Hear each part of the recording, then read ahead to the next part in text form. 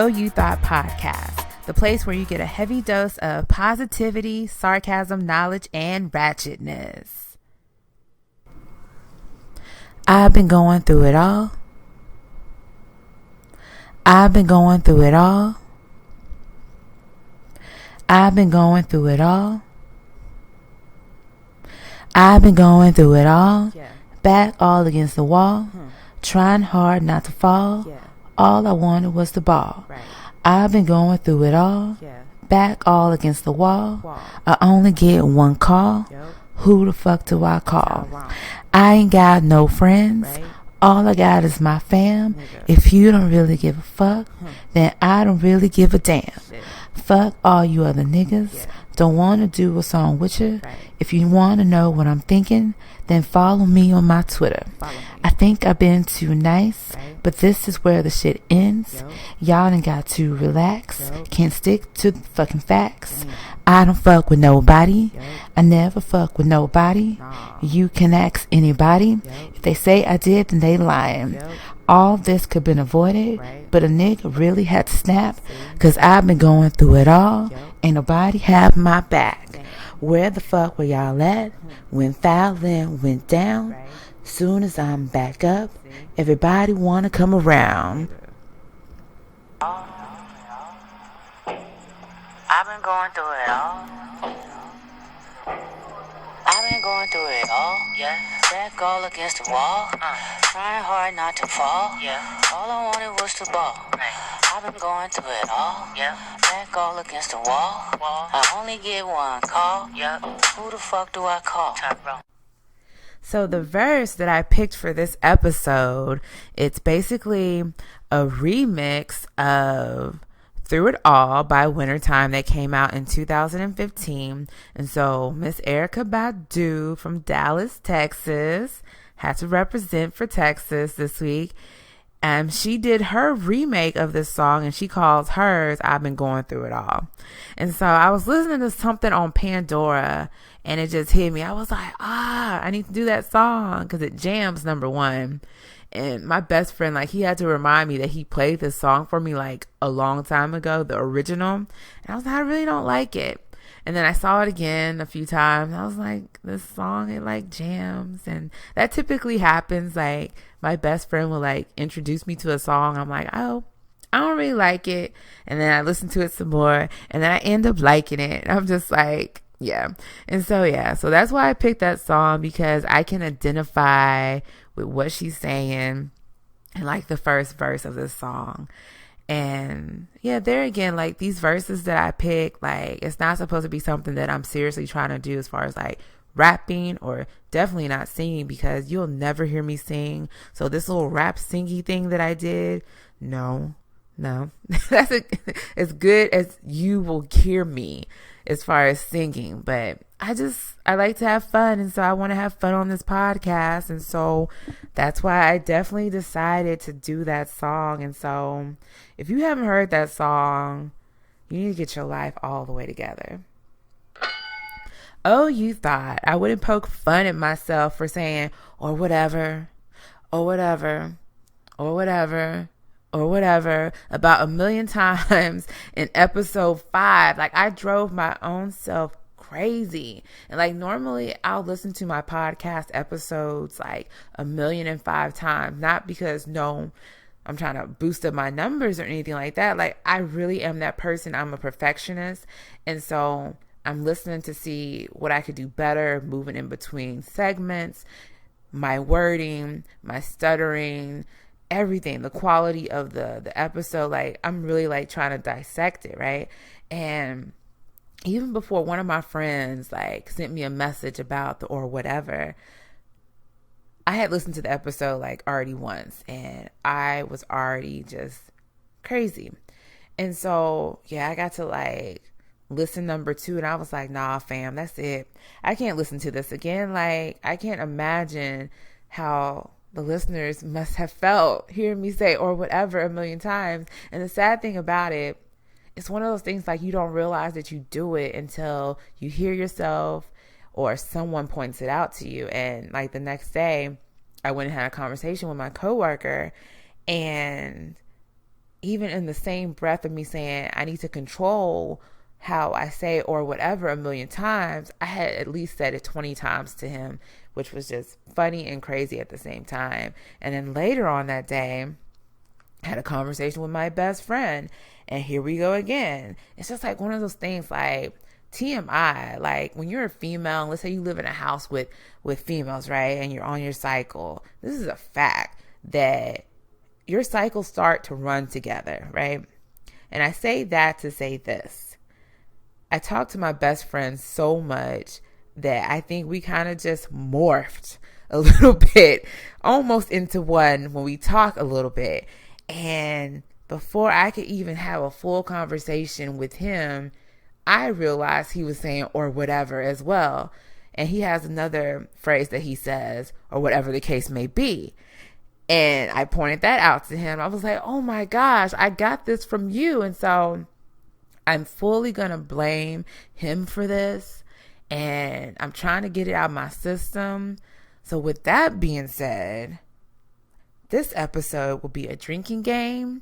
Fallon won't be participating because if I start taking shots, I won't finish the episode. So all you petty people out there, if you like to keep up with shit, keep up with how many times I say or whatever, because I know I'm still going to say it.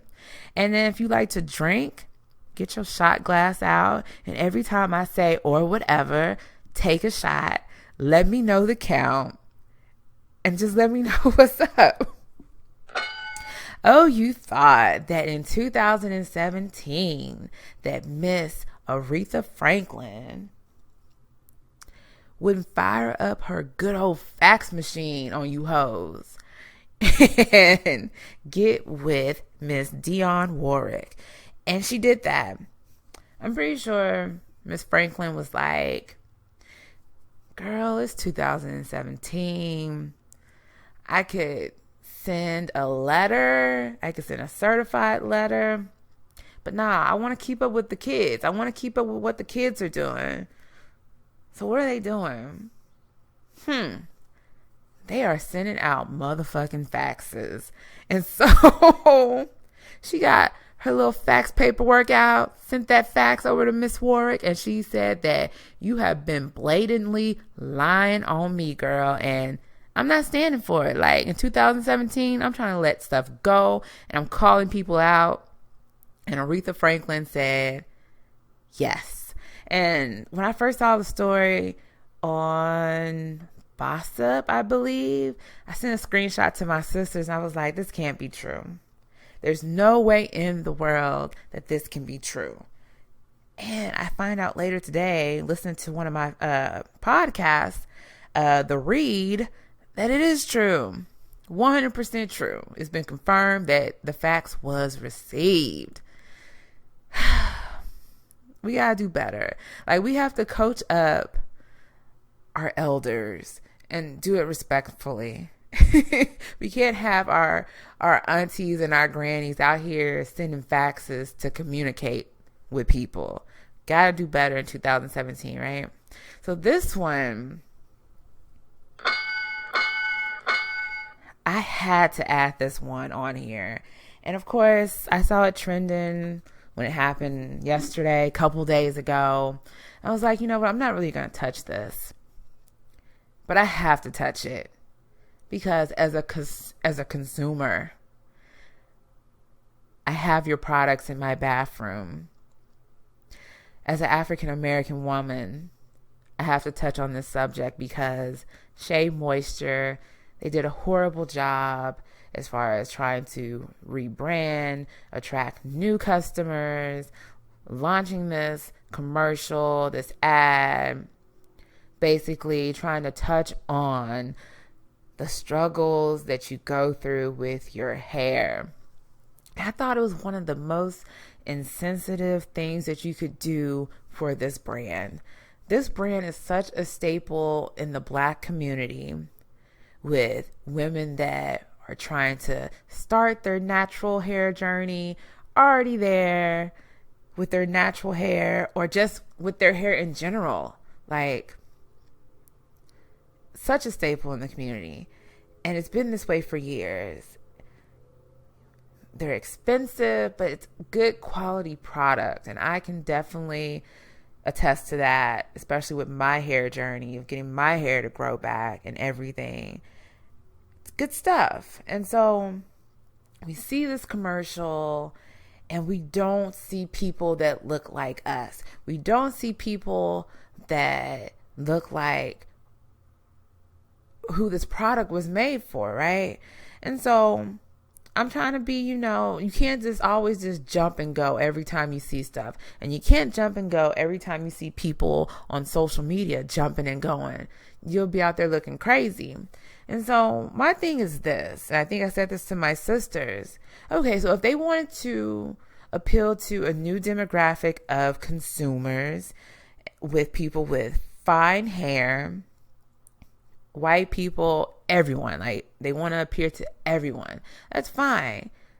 Then how come you just can't come up with a new product name, a new product line, right? How come you can't detach yourself from Shea Moisture and just call it something else? We never would have known. Or it could have been like, we are really for everybody. We have Shea Moisture for the natural hair ladies, our women of color, that lane. And then we have XYZ for the new consumers that we're trying to bring on board. And Pantene is a really good brand, but it's mostly for people of non-color.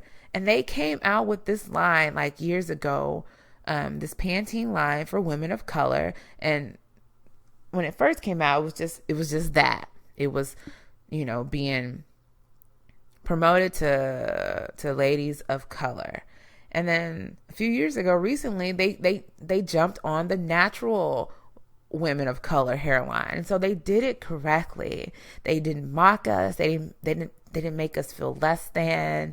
They didn't make us feel like we weren't a part of the Pantene crew, whatever the case may be. Like, it was done correctly. And of course, after the girls went after Shea Moisture, they apologized, they backpedaled. And I'm just like, you should have known better. And I'm always like, where is the no person in these situations with these bad commercials? Shea Moisture. What was the other lotion and shampoo company that came out with the white is pure campaign? And then, of course, Pepsi. Like, just all these bad decisions where easily if you had, and you would think Shea Moisture, you should have all these people of color on the team, but you still didn't get it right. And so I had to put it on my Oh You Thought moments for this week. And so, yeah, that's my rant for the week on that. With that, I would like to welcome you to episode 6 of Oh You Thought. And my name is Fallon, and I will be your host on this journey. I am from Houston, Texas, one of the best cities in the world. And yeah, another episode, another week. I'm still out here working hard, trying to better myself, get better. I'm not competing with anyone but myself. And so on this journey, I'm connecting, meeting people that do podcasts as well, and I'm showing them love, they're showing me love, and so I just love it. And so if you know any other people that I should be connecting with, email me, hit me up, and let me know. And so also I like to keep it real, and so I just want to apologize for last week. For episode 5, I definitely had some mic issues. And today, ironically, I'm using my cheaper mic, which is it's a really good quality mic, but it's cheaper than my expensive mic that has like the soundboard and everything that feeds into my computer, and it's supposed to be like you can, be all professional. But for some reason, I used my expensive mic last week. I used a new program on my new laptop, and it just didn't sound good. So I said, this week, I'm going to still use the program, but I'm going to use my cheaper mic because it sounds really good to me. And so that's what I'm on tonight. And so I just want to apologize for that because there again, I like to be pretty much close to perfect, especially when I'm presenting stuff to the masses. And so I was making my bumpers for the different parts of the show, and I did that with a cheaper mic, and it sounded really good and crisp. And then when I was using my expensive mic, I sounded like I was hiding in someone's closet with like cookies in my mouth. And I was just like, no, I sound so bad. But I want to apologize for that. And, even with me doing I think I did 11 practice episodes before I launched my baby, and I'm still learning stuff. I'm still getting better at the editing program that I'm using, and I'm just going to learn, and we're just going to learn. We're going to grow together, and we're going to make this podcast pop. And so, that's my commitment to y'all, and I just want to say sorry for that. A positive mind equals a positive life. When you let go of all the negativity, that is the ultimate glow up. It's time for the positivity moment of the show. It's that time of the show. It's time for the positivity moment. And I don't have a quote today, but I want to bring up a topic that is very visible in my life, most of my life. And it's the topic of being a people pleaser. And so there again, I was on one of my favorite apps, Tumblr, and I saw this article that basically said, how do you know that you're a people pleaser? Gives you all these facts or these things to let you know that you might be a people pleaser. So I'm going to let you know that information, and then I'm going to flip it and put a positive spin on it and tell you how to be less of a people pleaser. And I think this is something that you just can't totally just cut off and just say, you know what, I'm just going to be me. I'm just going to be Fallon, and I'm no longer going to try to please people. It's just too hard. I've been trying to do that for ever. And I just have peaks and valleys with it. And I don't know. But let's just jump into the guidelines or what might make you a people pleaser. And so putting other people's needs before yours. I'm very big on that. I'll give my last dime to my close friends, family, and I could be over here with no money in my pocket.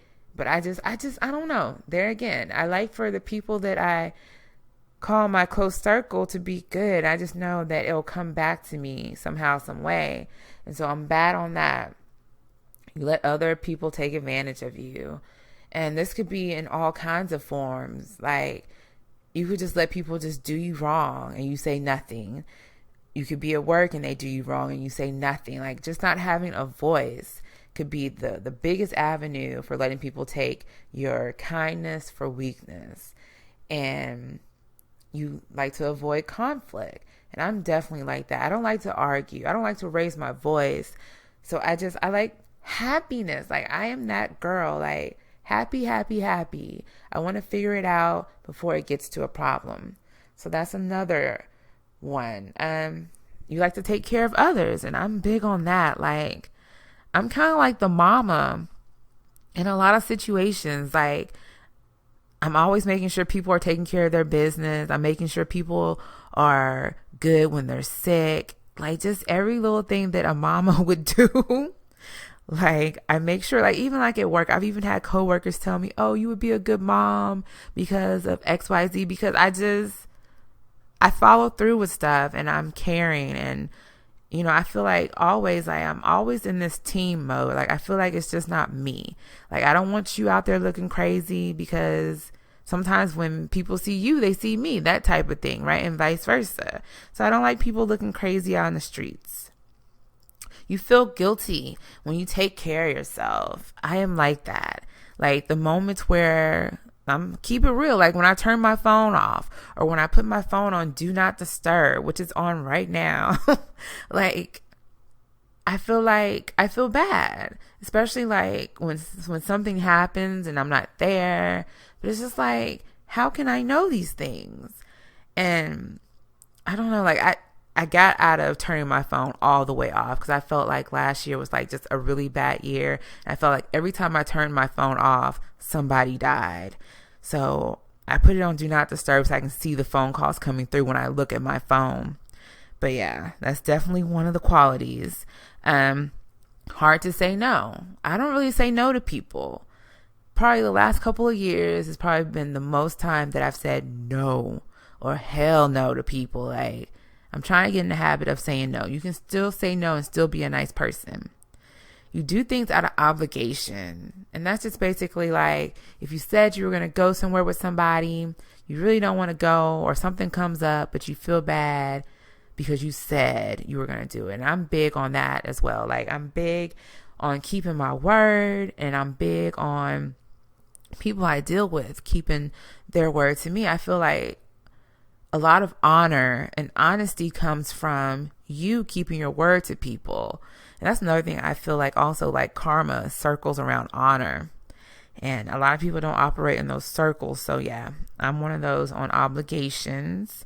You stay in unsatisfying relationships or situations. I really don't want to talk about this like right now until it's over, but my job situation, I've been in that situation for X amount of years being unhappy, and I feel bad because I want to be loyal to some people at that company, but on the same line, they haven't been loyal to me. And so that's one thing. And then, of course, relationships. I've definitely been in relationships where I've given all of myself. Like, there again, like, just being in that person's corner through the good and the bad. But when I go through my bad or my halfway bad, they don't be there. Or there's always an excuse. Like, I've been in a relationship where I was just literally like just tapped out. And so, yeah, I tend to stick around in relationships because I feel like it's going to get better. Or I feel like, oh, they're going to see I'm such a good person, so they're going to start treating me right. Like, that kind of a thing. Like, and it becomes a circle. You also minimize your own feelings and needs. And that's basically what all this is saying, because if you're negating your feelings, that means you're catering to everyone else's. And so you got to turn that around, right? You worry about the future. And this is something I want to go ahead and pat myself on the back on. Like, I always worry about stuff, right? And I will say, like, this has been like a long time coming for me. And I would say it just happened probably like this year. Definitely like this year, I've stopped worrying about things. Like, I'm getting ready to be laid off, and whenever that happens, I'm not worried about how I'm going to pay my bills and stuff like that. Like, I'm not worried. Like, I just know it's going to be handled. And that's a beautiful feeling to know that it's going to be handled. And then also, like, just to be personal, yeah, like in December of 2016, I went through probably like my worst episode of depression. And I'm gonna talk about this a little bit later in the show, but yeah, I'll talk about it later. But so yeah, to go from that point in December to be here to where I don't worry about anything, and if people come and go out of my life, I don't worry about it. Like, so yeah, so I can cross that one off of my list. I don't worry about the future anymore because I know everything comes to an end. And I think also I've just taken solace and just peace and just becoming closer to God. So that definitely helps me. You compromise your values. And I have done this dealing with people. Not in a bad way as far as like, you know, going out there committing crimes or whatever, but just doing things that, as far as my moral compass, I don't want to do. And I've done it. And so stop doing that. So how are we going to turn it around? I think it will be a definite slow change, especially if you're like a chronic people pleaser like I am. Start doing things for yourself and don't feel guilty. Worry about your own household. Like, stop worrying about how people perceive what you do. If they ask you for money and you tell them no, for example, right? So as long as your bills are paid and you want to do something nice for yourself, screw it and do it. So that's a good example. Tell someone no without explaining why. And I've gotten better at this. I used to always be the one to say, no, I can't do it, but I wish I could do it. Or maybe I can do this if I change this around, like changing my life schedule to accommodate other people's stuff, which that's fine. But when you do it all the time, you're taking on everyone's baggage. Like, it's not a good feeling. Trust me. So do that. Take away the guilt. Because it doesn't matter. If you tell people yes, they're going to be out there popping and doing whatever they want to do, no matter what.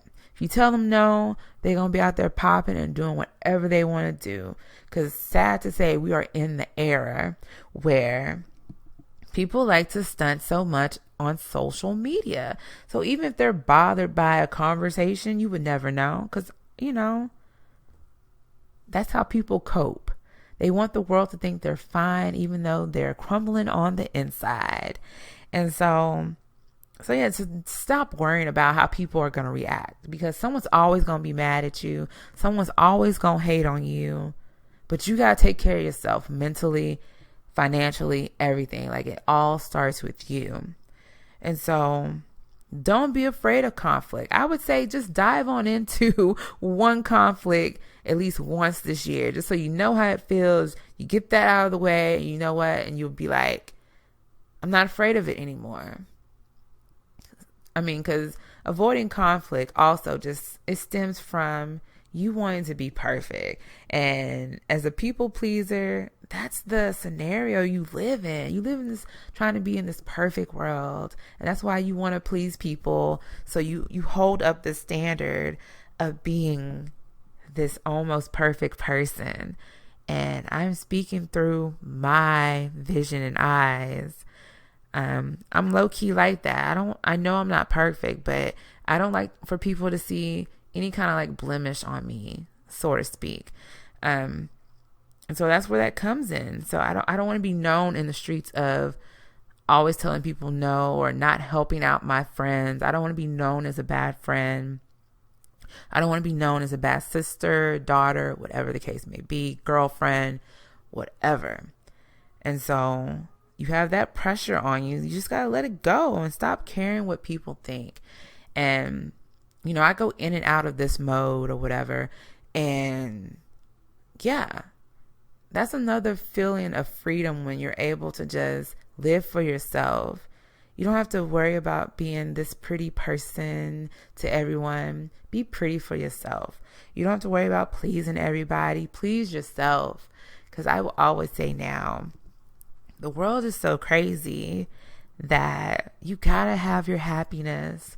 Whatever you like.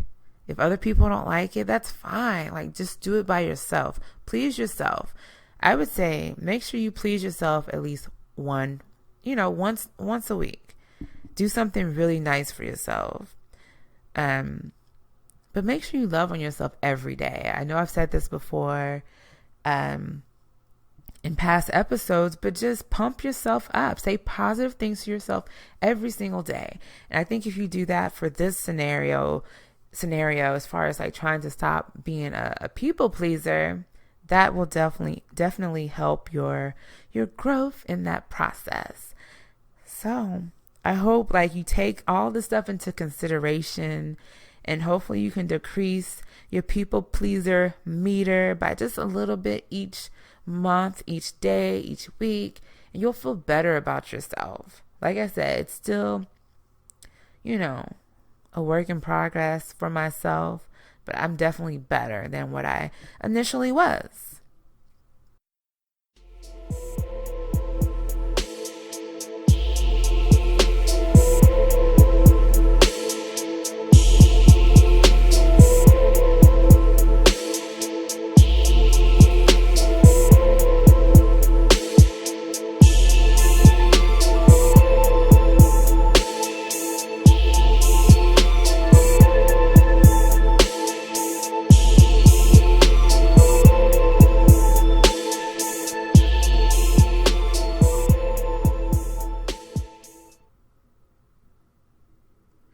So it's that time again of the show. In that part of the show, we're going to talk about the hot topics of what's going on this week. And of course, the psychology side of my brain, I found this good fact that I wanted to bring up, and it kind of connects with other topics that I'll be talking about in the show today. And it says, staying quiet often means that you don't think the other person is ready to hear your thoughts. And let me just say that one more time so you can get it in your spirit. Staying quiet often means that you don't think that the other person is ready to hear your thoughts. And when I read that, I was like, wow, that is a really good statement. And there again, I saw myself in that statement. I'm an honest person. I speak my mind for the most part, but I will definitely say operating in a romantical relationship, I am very, very bad at being that person. Yes, I will be honest with you on certain things, but there again, I don't want to start conflicts and stuff like that. And so I may not tell you everything that's on my mind when you did something to hurt me or whatever the issue could be. And I think it's so true. Like, that's the only reason why you're being quiet, because you know you're not ready to talk about it, and you know that person's not ready to receive it. And I don't know, like, I'm very, very, very, like, I guard my most personal thoughts with like the highest wall possible. And that's with friends, family, man, whatever, right? And if you're able to break down that wall with me, and I'm able to tell you what I'm really thinking, then you got it made. But I'm really reserved with my heart. And I had a conversation with an ex-boyfriend earlier this week, and just having a conversation, and I was like, yeah, I think my heart is a little black now. He was like, no, it's not. And really it is. Sad to say, like, things that I've been through, situations I've been through, dating and all that, even like, I hate to say it, like even dealing with that relationship with him, it's changed my mind on how I view men and relationships. And I even said it to my best friend, like, I think my view has changed again. And that's a conversation for another day, but I definitely stand by that statement. Like, if you're holding in your inner thoughts, it's because you're not ready for people to hear them, and you're not ready to hear the reaction to your deep thoughts. And so take that into consideration when you're dealing with a hard situation, or you're the type of person where you're holding stuff in. Like, you need to be able to express yourself and be open and honest, and just be prepared for whatever. So, a show that I'm binge watching right now, currently on the last season of Tyrant, and it's a show that came on FX.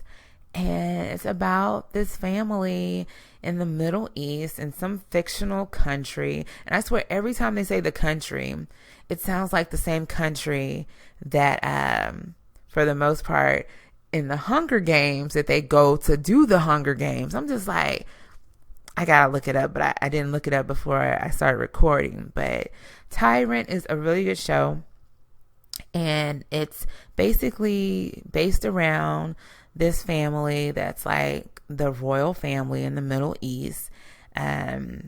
Family dealing with wars and family drama. And the storyline is just so good. We have the baby brother that runs away at a young age to America. He becomes all Americanized. And it's kind of funny. It's not funny, but it just shows how people just really, when they don't want to be attached to their roots, they don't want to be attached. And we see Barry, and that's his new name that he came up with. His real name that he was born as is Bassam. I hope I'm saying that right. That's Bassam, Bassam. And yeah, so he comes over to America, goes to college. He's Barry. And even in his college years, he still has this nice dark skin.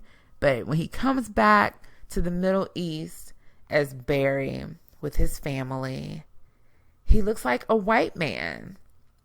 Now, granted, you know, he was a darker skinned child born with blue eyes, which it happens. But the person they have playing Barry, like, he looks just like a white man. I'm just like, what are they trying to say? And I felt like the wife had said in one of the episodes in season 1 that he really tried to detach himself from his looks from where he was born. And so I think low key they tried to say that Barry bleached his skin.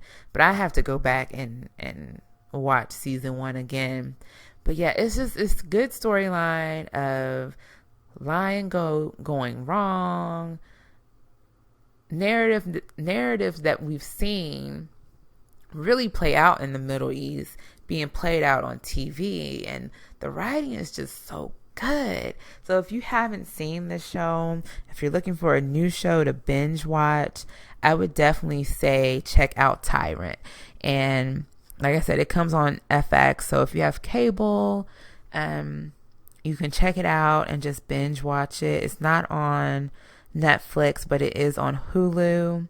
And so you can find it like that. But it's a really good show. So if you start watching it, let me know.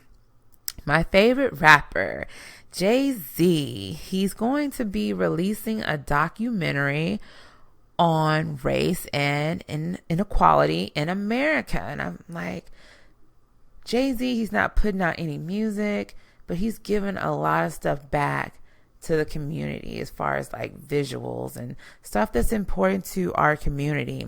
And so I'm really, really excited to see this documentary when it comes out. His wife, Beyonce, is pregnant with twins, but she's still out here doing stuff for the Black community, doing stuff for college students in general. And so she announced on the 1-year anniversary of Lemonade, a classic album, that she's going to be starting the Formation Scholarship Fund. And basically it's going to be a scholarship designated to 4 different colleges, Howard University being one of them. And it's going to go to 1 female student at each one of the schools that's majoring in creative arts, music, literature, or African American studies.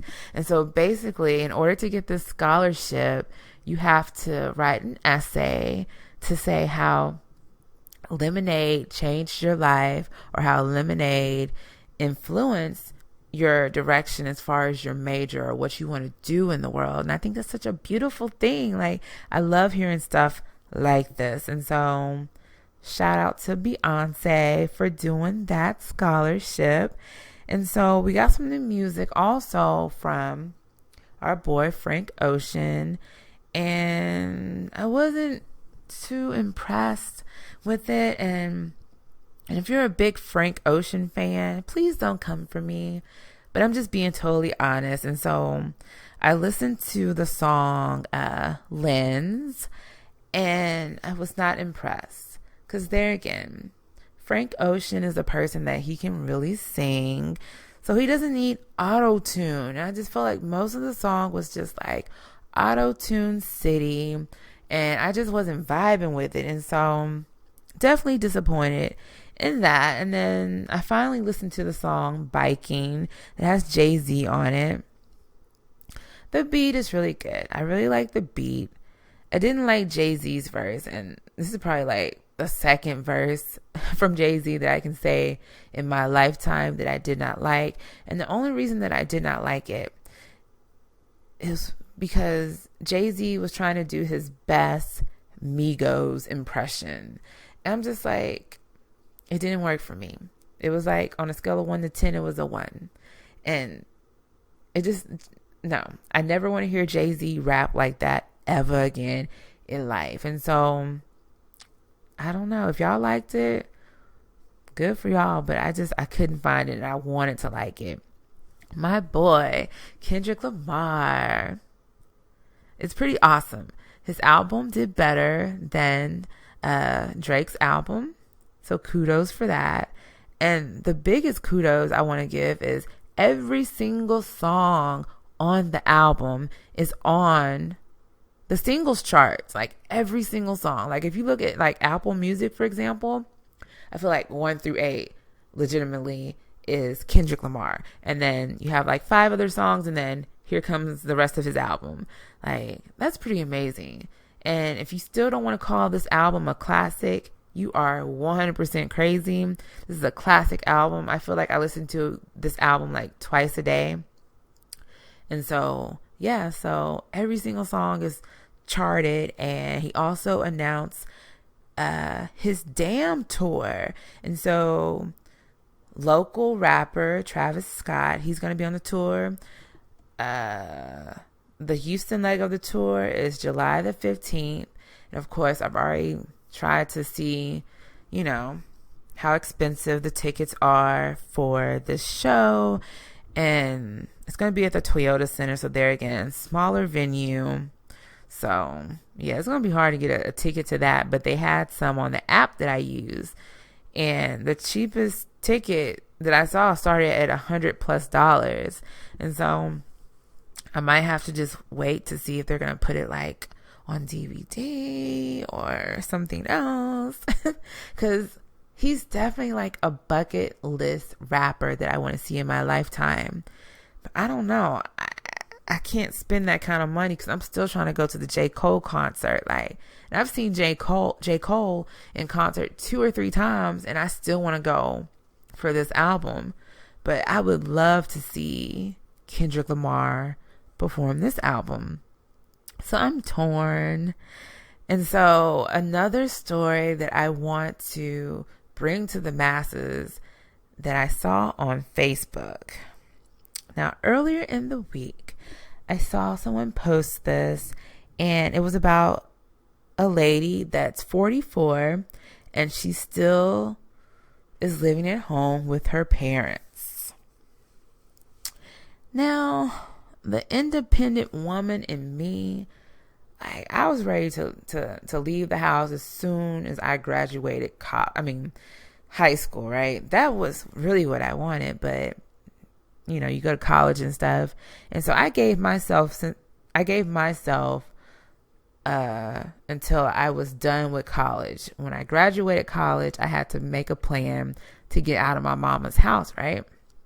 And so if you know me, my college career lasted a little minute. And it's just because there again, life happens. Sometimes you have to work. And I worked all through college. And so yeah. And so this lady, so I just couldn't identify with this headline of being 44 at home. Like, how do you operate like that? I'm thinking about dating and thinking about wanting to be by myself. And you can't achieve that when you live at home with your parents or your mom or whoever. Like, I just know that life isn't for me. Like, even like getting ready to go in the situation that I'm getting ready to go into with being laid off. My mom already said that I can come and live with her. I'm like, no, no, mama, I'm not coming home. I'm going to figure it out. But the talking points that this lady gave in the article was that she's debt free. Okay, that's fine. But I have all this debt from being in college. And so, okay, that's fine. Good girl. You got a 750 credit score. Good job. Your son has good credit. Good job. You can pay for a Mercedes cash. Good job. Like, all this stuff is cool, but you're naming nothing but material things. You're saying, okay, yeah, your parents, they no longer have a mortgage at this point. It's fine. And then you go on to say, yeah, we live on this big old property and all this stuff here. All this stuff is material things. All this stuff is driven by material things. And that's just not my motivation. And so that's maybe why I can't identify with this. My path is just, I want to be successful. I want to be able to turn the key to my own place and it's just me there, or whoever I want to be there when I'm ready for someone to be there. And that's another story on how Fallon operates and on how Fallon likes to be alone or whatever. And so, that is not my life. There's no way I could be that age living at home. Because I feel like also when you live with your parents, you have to respect their household, because it's not your home like that. That their name is on the mortgage, whether you're paying bills there or not. That's their home. And so even when I moved back home with my mom a couple of times after I had moved out, right? And it was due to money issues. And then the last time I moved home to help her, and I just could not operate the way I wanted to operate. And she would call me to see where I was when I was out and about. And if I'm not living there, she's not calling me every night to make sure that I'm home where I'm living now. And so why do you do that when I'm living with you? So it's those kinds of barriers that I couldn't deal with as someone that's 35. There's no way I could deal with that again, going and I'm trying to hang out with whoever I'm hanging out with. And I got to explain to my mama that I'm not coming home tonight because I'm finna stay with XYZ and that's where I'm going to be. I just don't want to explain those things at 35. And I love my mama and I respect my mama. So that's why I know it's not for me. But if this works out for you, like, I understand also what she was trying to say in her post or her article, that basically they're living in a community. They're saving money. That's cool. That's cool.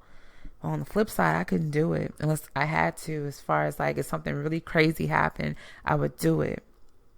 The last thing I want to talk about in Hot Topics is what's going on in New Orleans. And basically, they're taking the time to remove 4 Confederate statues that do not represent the diversity of New Orleans. And this is something that should have been done like a long time ago. And I even saw like videos of people being mad that they were taking down the statues. And I'm just like, they're not using the money from New Orleans or Louisiana. Like, this was privately funded to remove these statues. So why are you really mad though? I feel like if you mad, then you got a pinch, a touch, or a full-on blown case of racism in your soul. That's why you mad. But they say that the flag, it holds no connotation to racism. It's all about taking pride and all this stuff, right? Okay.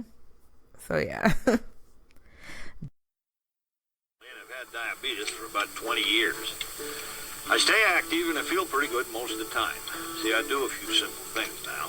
I'm not perfect, but I try and watch my diet and exercise, and I check my blood sugar. It's time for the Diabetic Informational Corner. So a new segment that I want to introduce to the show is the Diabetic Corner. And so, no, I won't have it on the show every single week, but whenever I have something that I want to share to people that are diabetic like myself, or people that just want to have more information, I'm going to share it. And so with this being the first installment of the segment, I just basically want to inform you of the different types of diabetes, right? And so the most popular form of diabetes is type 2, and that's what I have. And so basically, I was diagnosed at like 15, 16. They didn't know if I was going to be type 1 or type 2, because typically type 1 you get when you're younger. Type 2, you normally get that as a grown person. And so they didn't know which type I was. And basically, it's just a chronic condition that affects the body and the blood sugar. And basically, you don't produce enough insulin. So that's why I have to put insulin in my body, or I have to take a pill to manage my insulin. Because when I eat carbs and sugary things, my blood sugar goes up, and it causes my body not to break down the sugars, not to break down the insulin, or my body is fighting to to make insulin. So my body doesn't function correctly.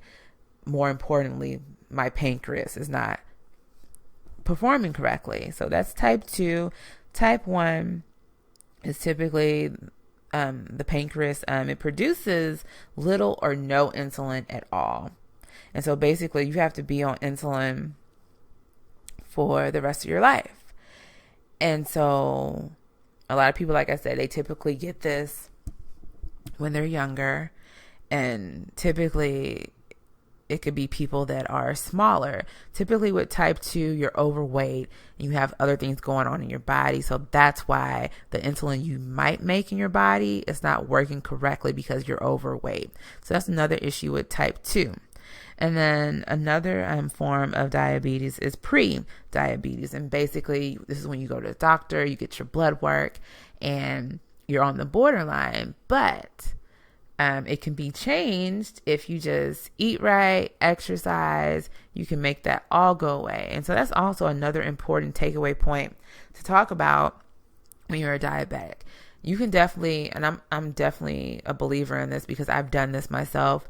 If you just eat right, lose weight, your body will react to that. And so therefore things will start to flow better. Your pancreas will work better. And you can turn some of these things around as far as the things that you deal with being a diabetic. So that's definitely like the best point in your life that you can make a change if your doctor is telling you you're on the cusp of having diabetes. But just eat right, drink more water, exercise, and you can turn it around.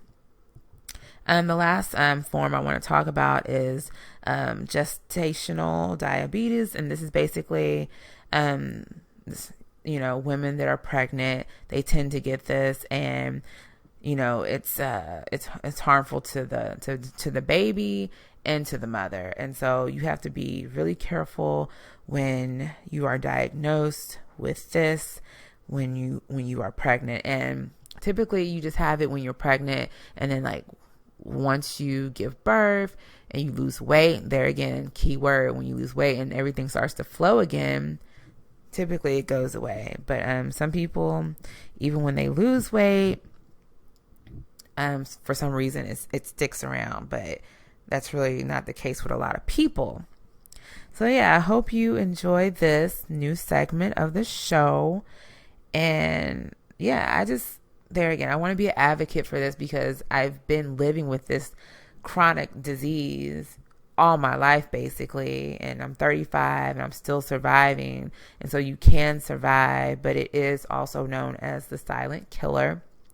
And also, if you know a diabetic and you want to see what's up on your sugar, just have them test your sugar, or have your doctor do a blood test for your A1C and just see where you are. Especially if you're a person of color, it's very popular in our communities. And so it's easy. Just take your sugar, get your A1C score, and just know.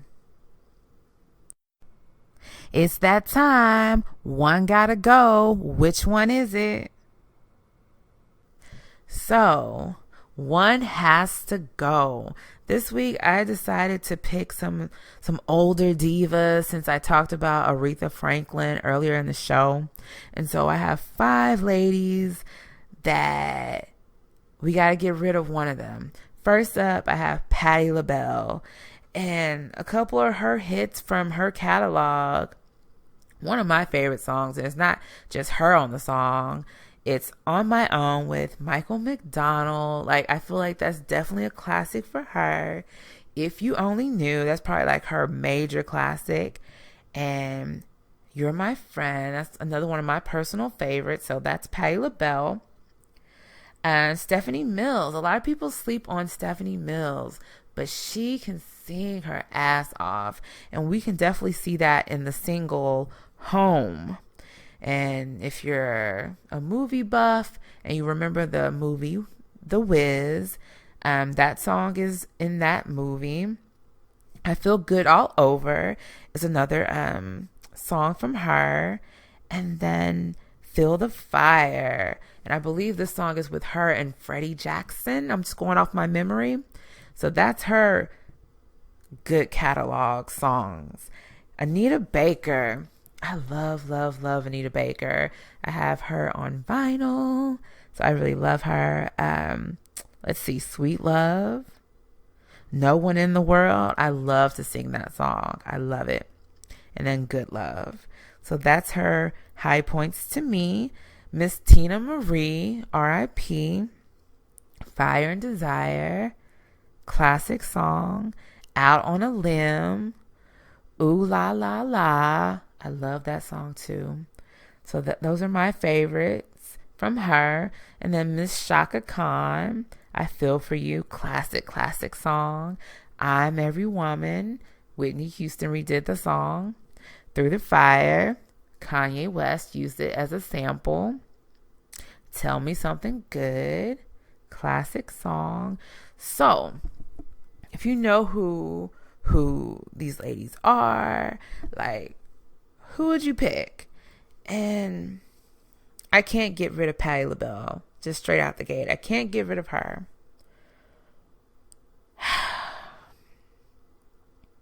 Tina Marie can sing her ass off. But I can't get rid of Anita Baker. Her vinyl is just stuck in my head. And I love her voice.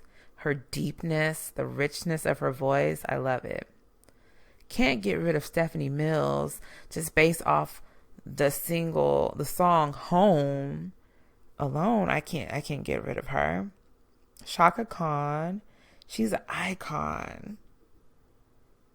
Oh, this is tough, but I think I'm gonna have to go ahead and get rid of Tina Marie. I'm sorry, Tina. I'm sorry. So yeah, who would y'all get rid of? Email me, ohyouthoughtfallon@gmail.com, or send me a message on IG, Twitter, however you want to get it to me, and let me know who would you get rid of and why. I keep it real cause I'm from the South Side. I plan to rep the South till the day that I die. That's so Houston. So, that's so Houston for this week. This is a good weekend if you're a music junkie. Lil Wayne is going to be in town on the 30th. I know my sister Tyler is definitely excited about that. So I hope you have fun at the concert. On the 29th, Tech Nine, he's going to be in town at the House of Blues. Where in the world has he been? But he's one of those artists where he stays on the grind. He's always on tour. So if you like his music, check him out. Next week, I know a lot of people are going to be in musical heaven on May the 4th. Like, pause. Like, can we just take a minute to just shout out that we're almost in May? Like, these months are going by super fast. But May 4th, Chris Brown will be in town at the Toyota Center.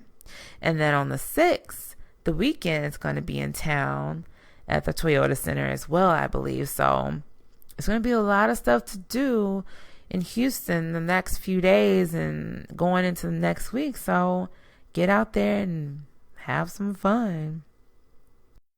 If I stop saying the word nigga, how am I going to describe nigga shit?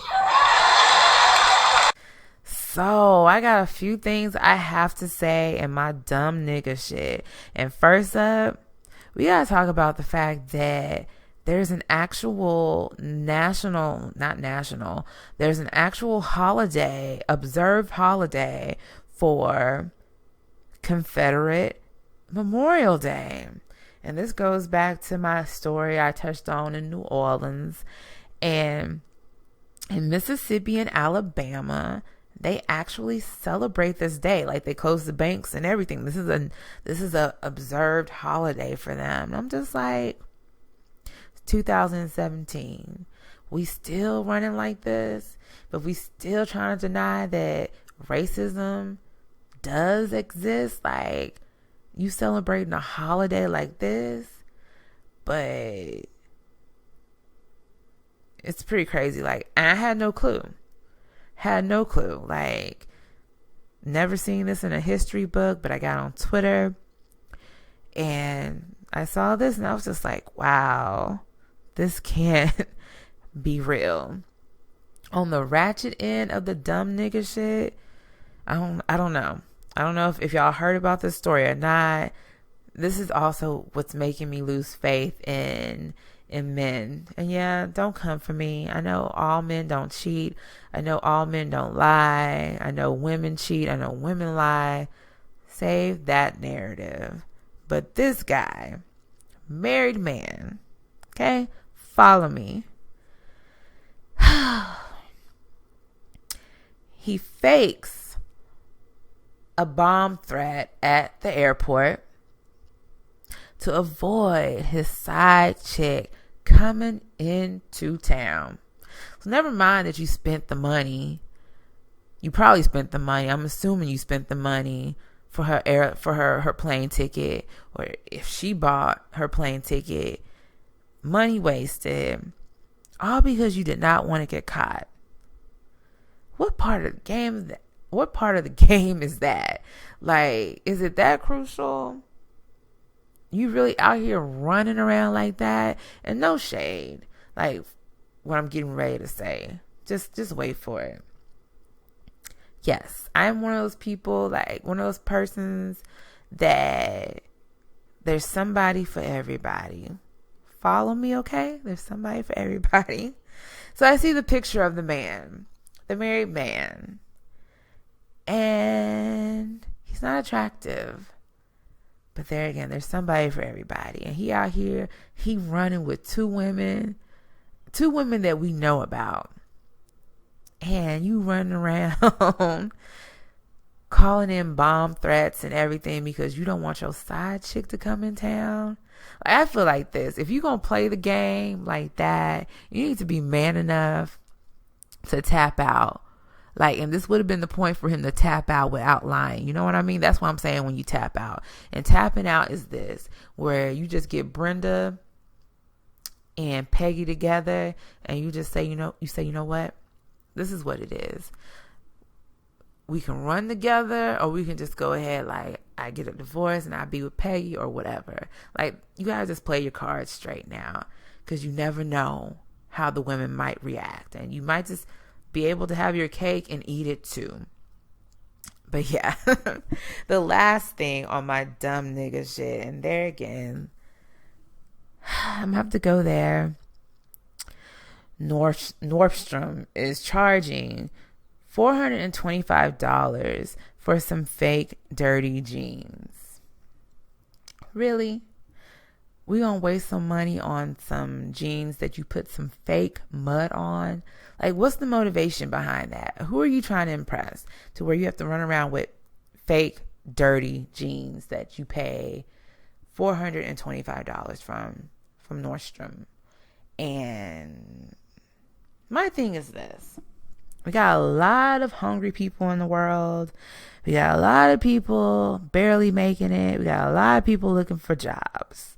So if you're about that life and you got money like that to waste, I say the government, they need to set up like accounts for people. And then if you're a person like myself that you need extra money, so you can just sign up for these special accounts where when rich people are feeling like they want to waste money, instead of like actually going and making a purchase, you go ahead and just drop your money into this government account, and then the government, they'll spread out this money. Like, why not do something like that? Why would you pay $425 for any kind of jeans? Like, I feel bad when I pay like $30 for a good pair of jeans. I like to buy my jeans on sale. I'm not paying $425 for any kind of clothing. I can't even see myself paying that kind of money for a wedding dress. Y'all, I'm cheap. I'm so cheap. But yeah, so it's a lot of dumb nigga shit this week. And I probably could have put even more. But yeah. We must empower ourselves. We must empower ourselves with knowledge. We can't be afraid of knowledge. Knowledge is free. Knowledge will always be here. We have to know where we came from so we can stand firmly in where we are going and have the boldest confidence. Dropping jewels. So, one of my favorite segments of the show is dropping jewels, because I like to provide Black history or different studies or just information for y'all, right? And so I came across this article on blackdoctor.org, blackdoctor.org. That's a little tongue twister.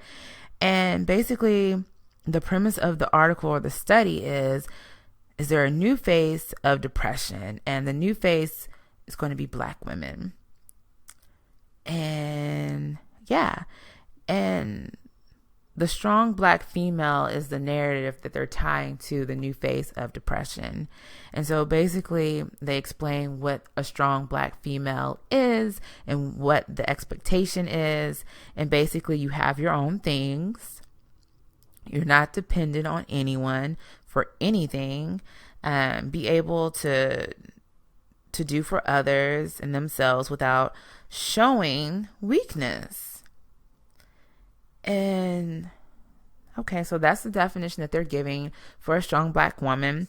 And then before they even get into the study or the article, they provide statements from the Black community. And these are statements that I've heard myself. So I'm running with this. I know this is definitely a popular thing, popular statements that they put together for this article. And this is where the narrative has to change before I read these statements. And so if our people could make it through slavery, we can make it through anything. I've heard this before in regards to depression. I've heard it. When a Black woman suffers from a mental disorder, the opinion is that she is weak. And weakness in Black women cannot happen. Okay. Another one they have: you should take your troubles to Jesus, not some stranger. Psychiatrist. And this is probably the number one narrative we hear in the Black community. And as a Christian, I am all for taking your problems to God and talking through the problems. But I'm also an advocate of talking about your problems with people here on earth, like-minded people like yourself, or people that have been through something, or a trained professional to get you over the hump. I am not an advocate of using medication for mental disorders, unless you're like bipolar or something like that. But I'm talking about general like depression. I'm not an advocate for medication. And I say that because I'm a person that suffers from depression, right? And I don't really talk about it, but I've been suffering with depression for like years. And probably last year was the first time I actually verbalized it to my mother. And this is no shot at my mother, but she's definitely from the school of where you take your depression or your thoughts to Jesus, or depression does not exist. And probably the number one reason I decided to switch over to be a psychology major when I was in college was the fact that I knew I was suffering from depression due to things I went through in my younger days. And so you definitely hear this narrative a lot, these narratives a lot in the Black community. And what's wrong with accepting that depression is real? Depression is nothing but sadness 1,000,000 times over, and you're having to operate through your day normally, but you're sad, and sometimes you don't even know why you're sad. And full disclosure, I can feel when I'm getting ready to go through an episode of depression. And from all these years of suffering from depression, in December of last year, I probably had my worst experience with depression. And 99% of people probably did not know I was even this depressed. And there again, depression is like this cloud. It just comes over you.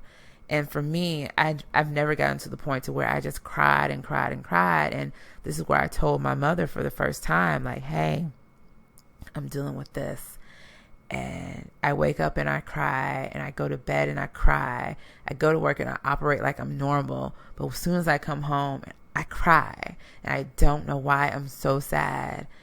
And I've never been in that place where for 2 weeks straight, I just cried. And like I said, I'm dealing with people every single day. And only 2 people that knew what I was actually going through, probably 3. I don't know if I even said anything to my older sister or not. But if I didn't, she knows I've already been going through depression for years. But through this past episode, I only told my mom because I just couldn't function anymore, basically. Talking to her, acting like everything is fine. And then my best friend, because I deal with him every day. And even like person I've been dealing with that's known me forever, he had no clue that I was that depressed. So you learn to function. There again, I will call it by name. I'm a strong Black woman. I deal with a lot of stuff. I don't want people to feel sorry for me. So me talking about my depression is not for people to feel sorry for me. It's a way for people to know that it's real, for people to know that you can make it, and you can be normal, and you can use your tools that you have without medication. And I'm not against medication, so I mean I am, but I'm not. Like if you can't figure out how to do it on your own, then fine. But there again, like from studying psychology, I know what it does to your brain, and a lot of people just feel like they're just there. But it worked for some people because there again, our bodies are different, right? And so this strong Black woman narrative is very true. We deal with a lot of things, and the men in our lives, family members, whoever, just men in our lives, we deal with their issues that they deal with, and we try to be a strong Black backbone for them so they don't break. And so we take on all these things, and then not to mention if you're a mother, you're a mother too on top of all of this. And so you swallow everything. We swallow everything. And then sometimes we snap. And I just think like we need to change the narrative on depression. We need to make it okay for us to talk about depression. We need to make it okay for, why not? Can it be a combination of you take your problem.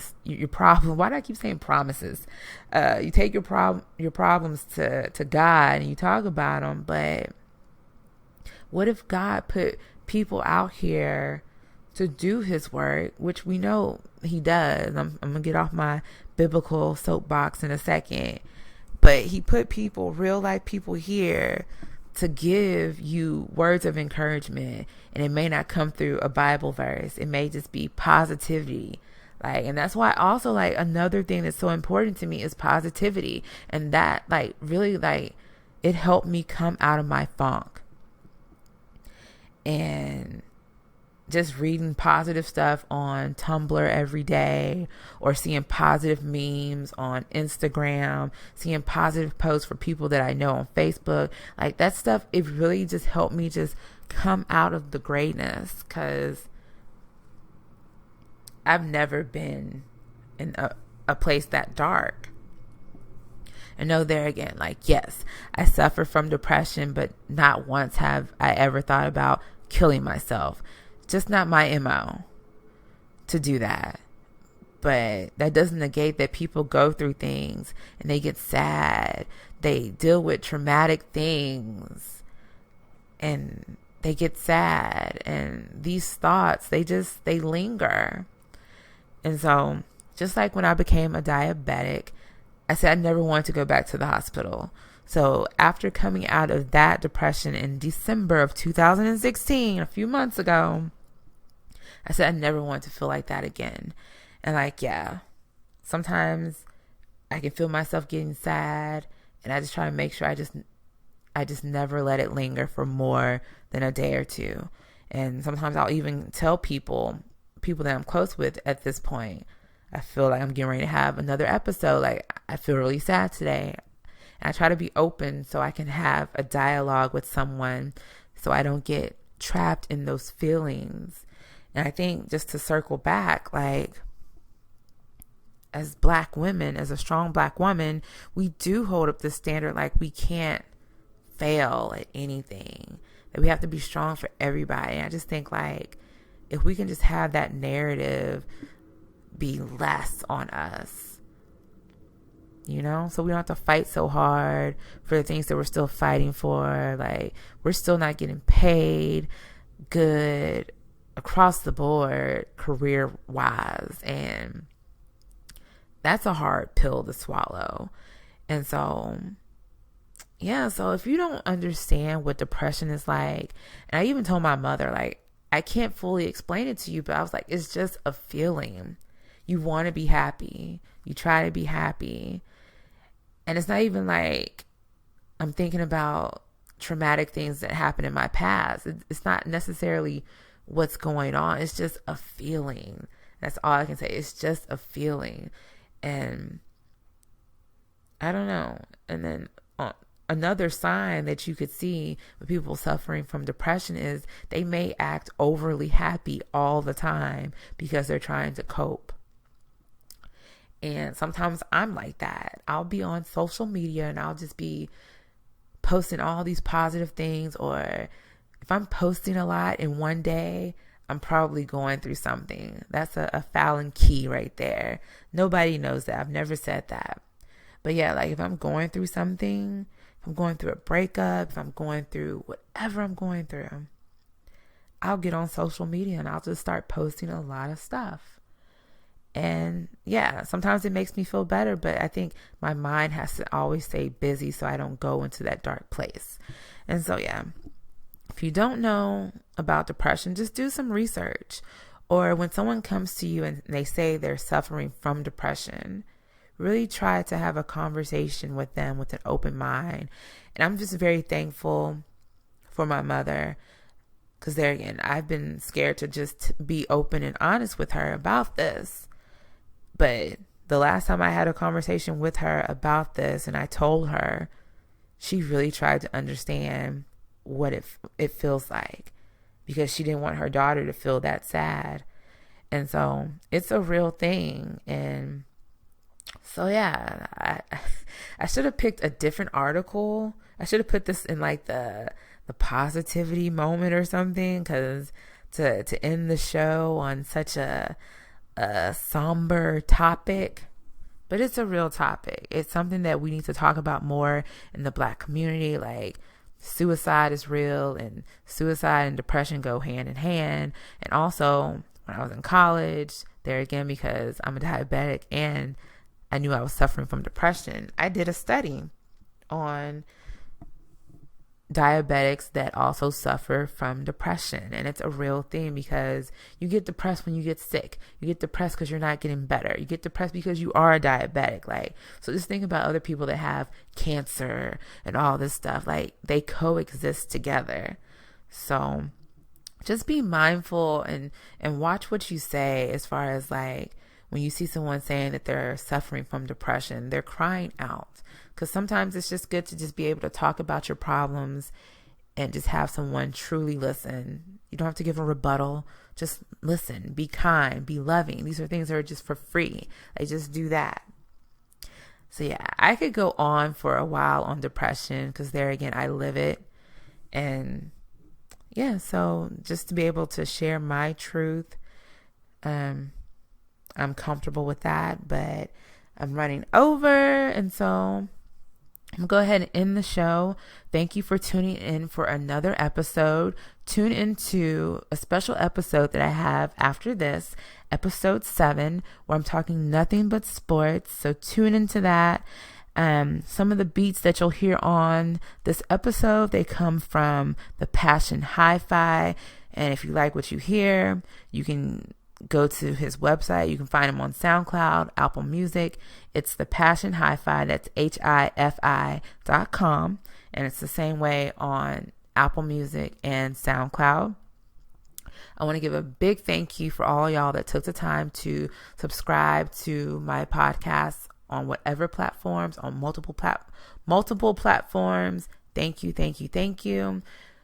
If you follow me on social media, you know I'm trying to reach a goal within 6 weeks of having my podcast. And so I'm 2 weeks in.